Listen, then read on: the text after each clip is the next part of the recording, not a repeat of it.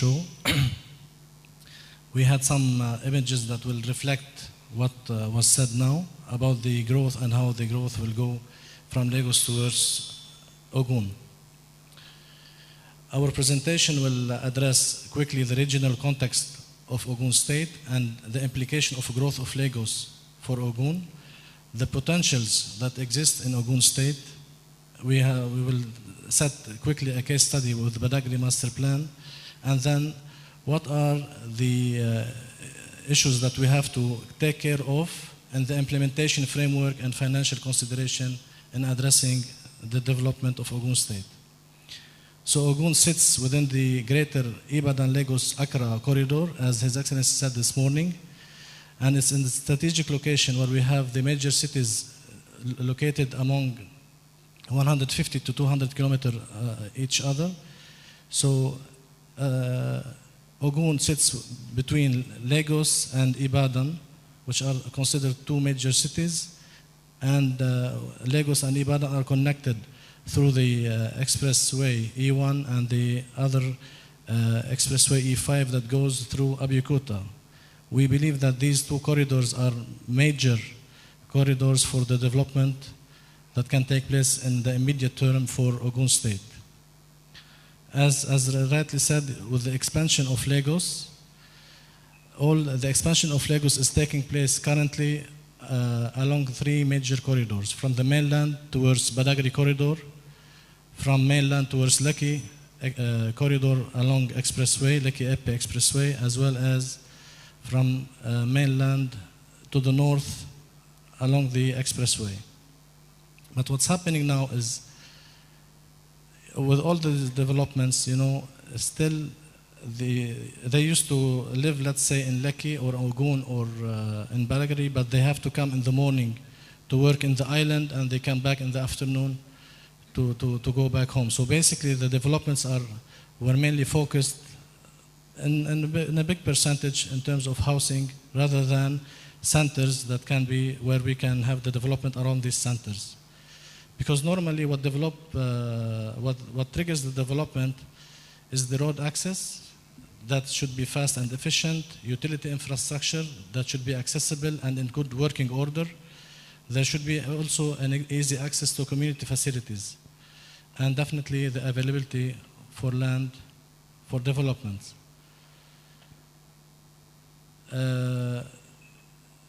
In the recent years, working with the Lagos State, Dar al-Handasa was awarded the development of three major master plans, which were Lekki Peninsula Master Plan, Badagry Corridor Master Plan, and Mainland City Master Plan. And these master plans were complemented by the work prepared by the Ministry of Physical Planning staff about other model city plans to complement more or less the whole of Lagos State. They are still planning to do Epe Master Plan as well as Ikurudu Master Plans. What's important with this development that we prepared the master plans in a way that people can live and work within the same area. So we created different centers across these corridors, and also we opened up in some areas like the mainland corridor for infrastructure to create developments around this. Having said that, we believe that in the immediate action, we can have, let's say, along the Lagos-Ibadan Expressway, as well as the link to Ibadan through Abeokuta, we can have these major corridors that can be developed. As a foreigner living in Nigeria, I've been in Africa for 20 years, but I never had issues in circulating day or night. One day I was in Ibadan, I had to come back at night to Lagos. Everybody said, you should not leave, it's very dangerous on you. So why should we be afraid of circulating at night when we have a major expressway where we can have along this corridor a lot of activities, whether from hotels, whether from industrial or other activities. And we can see this already happening, coming from the borders of Lagos State up north. We still have a lot of potentials that we can take care of and that we can develop, and we should be circulating 24 hours, 7 days a week.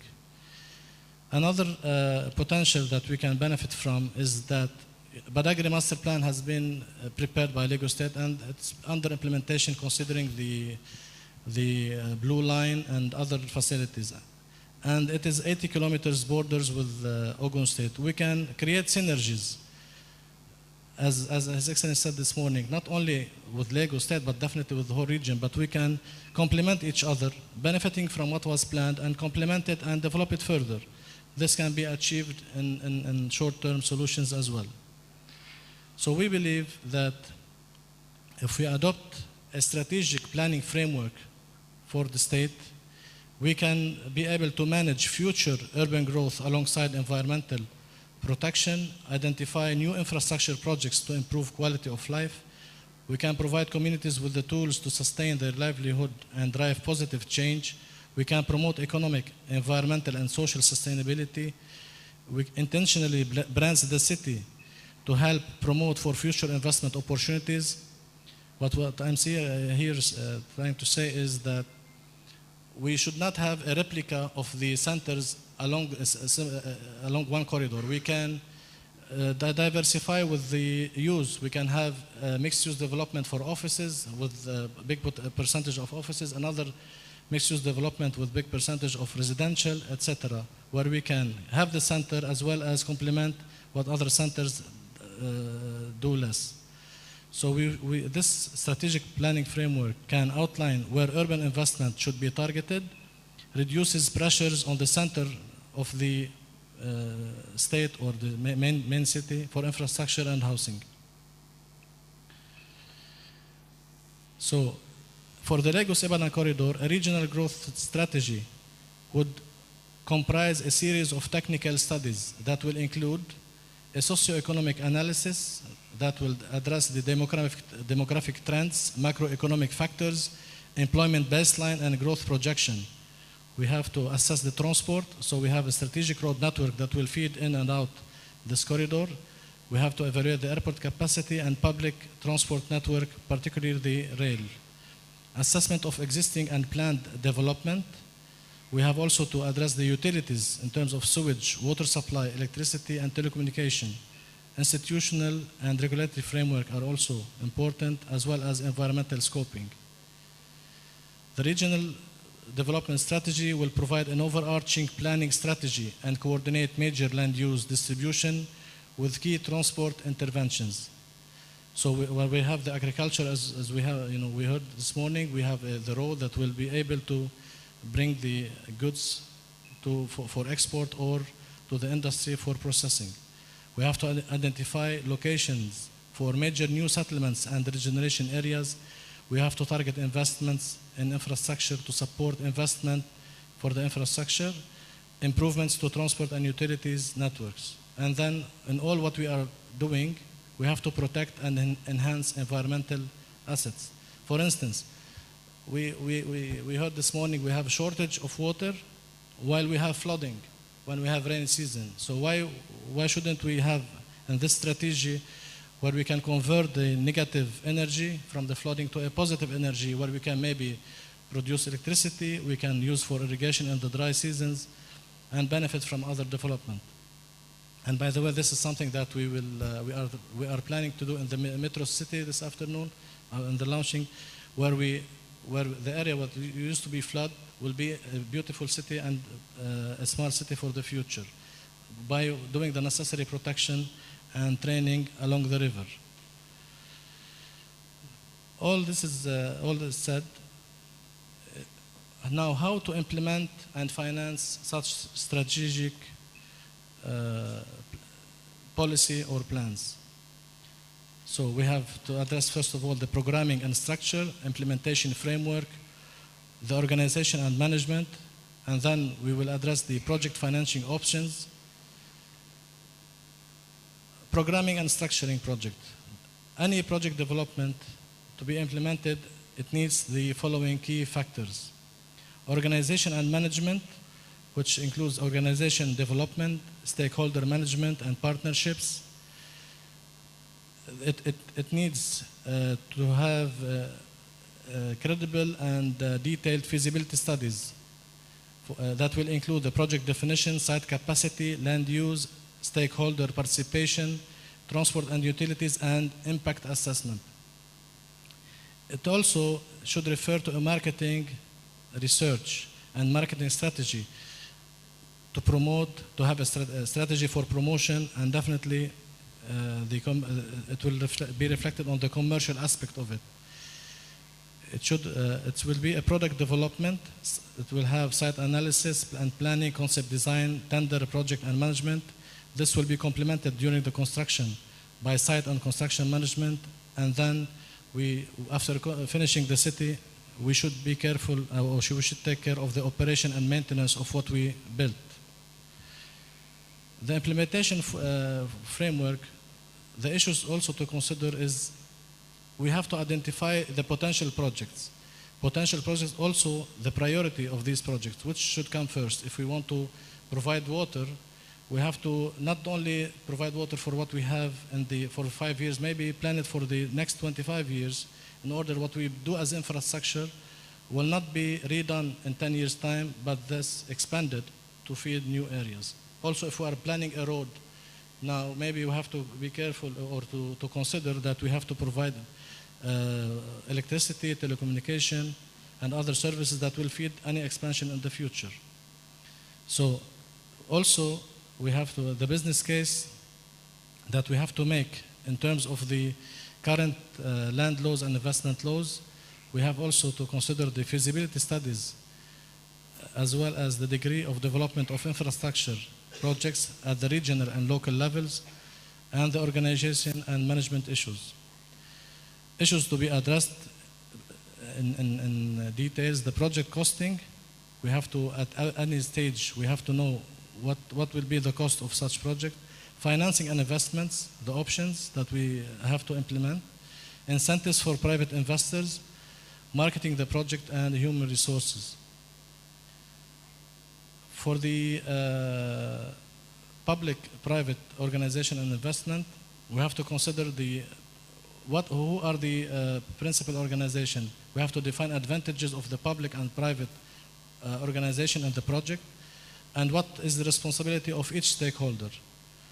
If the current laws also does not attend to all the requirements, we have to check if additional laws are needed.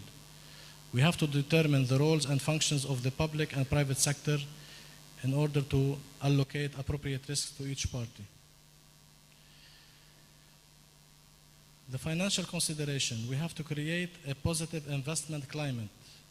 The implementation of official processes to encourage investment. The development of a comprehensive and transparent legal system and framework. Improvement of the investment environment, that is by alleviating administrative regulation and providing efficient support for information distribution. Making incentives more flexible through consultation or negotiation with individual foreign investors. Increasing security of tenure through frequent and open reviews. The protection of foreign and national investment backed by the force of law, and then facilitating lines of credit to the private sector for projects that meet strategic objectives set by the master plan. Nicholas, you have 5 minutes. Okay. The foreign private investment should have adequate government support, sufficient investment incentives, supporting infrastructure, ease in addressing land tenure systems, simple interface with the relevant agencies who have clear limits, short time required to obtain decisions, availability of adequate local expertise, adequate training schemes, and transparent system. The incentives types can be enumerated as follows. A financial incentive in which the government will provide grants or loans from its own resources or through a government financial institution. It can be through a quasi-financial incentives in which the government provides loan guarantees, subsidies, exchange rate guarantees, or a differential grant which covers the gap between official and commercial lending rates. Fiscal incentives in which the government provides tax holiday and deduction, custom duties exemption, concession, or capital expenditure allowances. And other incentives can include training facilities, profit repatriation, and work permits. So we have three modes of implementation options: master developer option. Second one is development agency option, and a public-private partnership option. In the model of master developer option, let's say the state will lease the land to the master developer who form a special purpose vehicle company to develop the site, and then the master developer is financed by debt, commercial banks, and equity by master developer, as well as third-party investors and other sub-developers, and then the master developer would be developing the whole site and hiring contractors that will build and operate the project. In this option, it's a low-risk option for the government because the upside returns is limited to just lease payment receipts from the master developer and infrastructure. The other implementation model is the development agency option. Under this scenario, let's say the state will contribute land in return of a share of equity in the development agency or lease payments, and the commercial bank will provide loans to various projects, and the developer and third party will provide cash in returns of equity of the different projects. This is a medium risk options where it's a limited JV exposure risk with control phasing. A third type could be joint venture SPV option, where this is, it's in different aspect. Ogun State will contribute land to the master developer in return for equity share in the SPV. The commercial banks will secure loans for the SPV, and other developers and third-party investors will provide cash in return of equity in the SPV. So the typical PPP model, the level of private sector risk and the descending order will be supply and management contracts, turnkey projects, lease, concessions, and private ownership of assets. Risk is a major consideration in such arrangement where factors which drive the decision to participate in such arrangements will include the private sector service provider. It can be a separate builder or operator. Equity investors, they will be involved. Lenders will want to take the maximum reward at minimum risk. The special purpose company is to limit risk to the private sector provider and lenders. Output specifications with complex suite of contract documents, unitary payment, certainly on annual fees. Other arrangement can include performance management framework, payment mechanism, and to allocate risk to party best able to manage it. Okay. So we had a similar case in Lebanon where after the war, to rebuild the city center, we had to the government agreed to collaborate with the private sector, who took on board the development of the Beirut city center, which was able to be built in a record time based on the public-private partnership solution. Yes. This comes to my end, and thank you very much.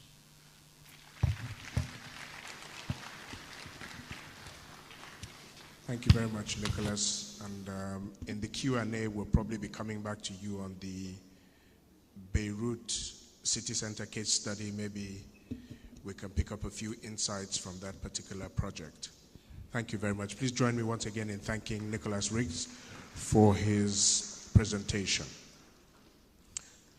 If the ladies will permit me to start with Chudi. I'd like to just swing straight to you. Actors, you're the private developers, you're the ones who come early to urban development projects. That's right. What would bring you to Ogun State's urban development plan, urban development strategy?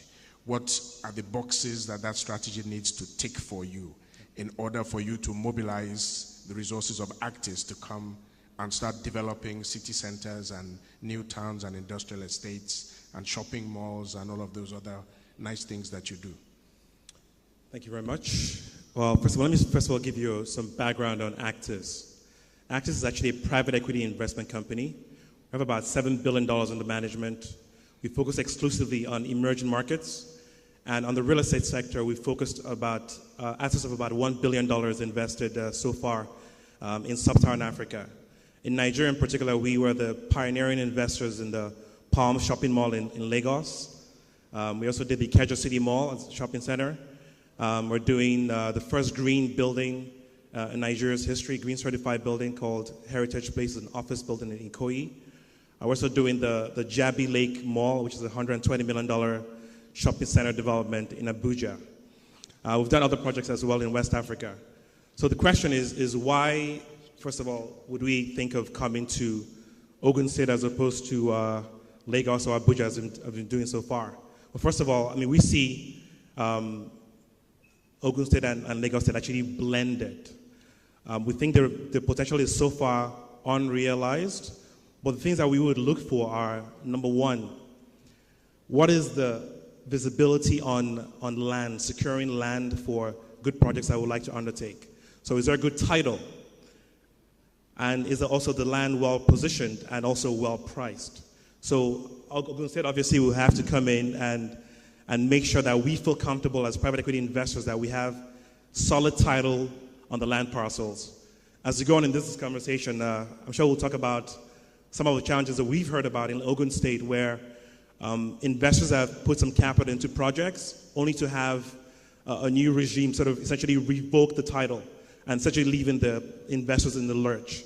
That's a major concern for us. So we have to be clear that there's sanctity of title and it's registrable and that we can bank on it. Another major issue is regulation. So we have to have visibility on the regulation process, the plan approvals. If you're seeking to get approval for a shopping center, an office building, an industrial park, how long will it take? What is the process? So we can actually factor that into our development plans. I think a third thing I think that is important for us is one way that Ogun State can actually work with private equity investors like us and encourage us to come is for them to solve one of the biggest problems for an investor. Who are your off-takers? If you were to build a shopping center, which retailers have you spoken to Ogun State so far that would like to come here? Which companies would like to occupy industrial parks? If I were to invest a couple $100 million into an industrial park, who are the tenants? And I understand from speaking to various Ogun State officials that you're already having those conversations amongst yourselves. But it's important to bring us into those conversations so that we can feel more confident that if we invest capital, there'll be off-takers. It's actually a pretty easy equation if we can come together to make that happen. I'll say those are my top 3 things. Thank you. Okay, thank you.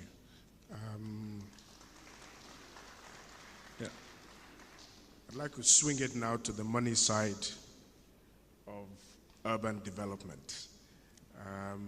What we're talking about here is building for 15, 20, maybe 25 million people. The Ogun State of 2020 and 2025. It's not small numbers, it's not for small children. How can the state mobilize substantial amounts of private capital at competitive rates to come into these projects, especially early on when there's a need to provide infrastructure, the risks are highest early in the life of these projects? What must happen? What does the strategy need to address in order for us to cross the bankability hurdle early on? Okay, thank you very much. First, I actually want to commend Ogun State for taking the initiative to have this conversation. Ogun State has many great things about it, actually. Certainly the proximity to Lagos, we can't stop talking about it, it's very, very important. The natural resources, the land and accessibility to the borders, and most importantly, in dealing with governments across Nigeria, Ogun State certainly has one of the best benches of talent around its governor. So the ingredients are there. The reality too is that Ogun State doesn't have money, and Ogun State is working within a federal government construct where there are certain initiatives that need to be done that in truth, Ogun State itself doesn't control. Now, let me talk about the things that can be done, because even though Ogun State itself doesn't have money, that in itself is absolutely not a disabling factor. And I'll explain why I strongly believe this. With the environment that I've talked about, I can't stress enough what Nick said about having a plan. With that plan, you then need to have long-term investors. From a finance perspective, that includes a number of parties. You need to have the development finance agencies. You need to have the local banks working with you. And then you also need to have the PFAs are a very, very important constituent that you need to cultivate. I speak about the PFAs, the local banks, because I do think that the solutions for Africa begin with Africans, with us driving our agenda ourselves. Then we bring in the long-term partners. From a financing perspective, where we clarify and improve the risk-sharing element. Let me explain what I mean just from an agriculture perspective, for example. Along the agriculture chain, the state must be prepared to take risk at the lower end, providing the seedling, which it is doing, providing some of the basic infrastructure, and providing the skills training and the model farms, etc., that it has. It must do that, and it's a necessary evil. It also needs to talk to long-term investors. Like if we can structure the right products where the PFAs are attracted, the DFIs and working with the local banks can bring down the funding rate to make it viable projects for commercial institutions to come in. Commercial institutions will only come in if they can make money. And so we need to, the ingredients are really there. If we leverage on those parties, the other important party is the Nigerian Sovereign Wealth Fund. Two things about that fund. Let's look beyond the money it has itself. The body of people within that institution and the office that institution commands means that there are a lot of other sovereign wealth funds or institutions, for example, like the Public Investment Corporation of South Africa, who have dual investment objectives. They have one objective, which is to actually help create real economic growth and create some sort of strategic alliance for their government and make money. So invariably, if we come up with very viable, solid structures for those people, they will come in. Also, one of the other panelists did mention about the fact that we need to have. I've lost my train of thought now. What he had, but let me stop there for now, and we can come back to it again. Okay. Thank you very much, Yvonne. Ogun State is an interesting partner to have in this whole urban development story because it's Ogun State as government, as we know it, and Ogun State as OPIC, the private sector arm that's also investing like a private investor for profit. So I'll turn it over to you first, government as government, Segun. What kind of partner will investors and financiers have in Ogun State coming into urban development? What kind of partner can we expect? Okay, thank you very much. We in Ogun State, we realize that we can't fund all these huge projects. So what we try to do is to see where the problems are and listen to the people and investors and try and create an enabling environment. Like for instance, during one of the meetings that we had in Abuja, we realized that the cost of getting C of O's and getting the total package, surveys and stuff like that, was quite astronomical. In some states, it is like as high as 15%, including all the taxes. I went back, for instance, to the DigiLands, and we were able to, the DigiLands and I were able to work out a figure, of course, with the governor's consent, to 3%. So what we have is that for projects that we initiate, we offer to the public and to investors to process all their documents, including stamp duties and everything, at the cost of 3%, which is the lowest right now of all the states. That's number one. Then number two, another example is the Homeowners Charter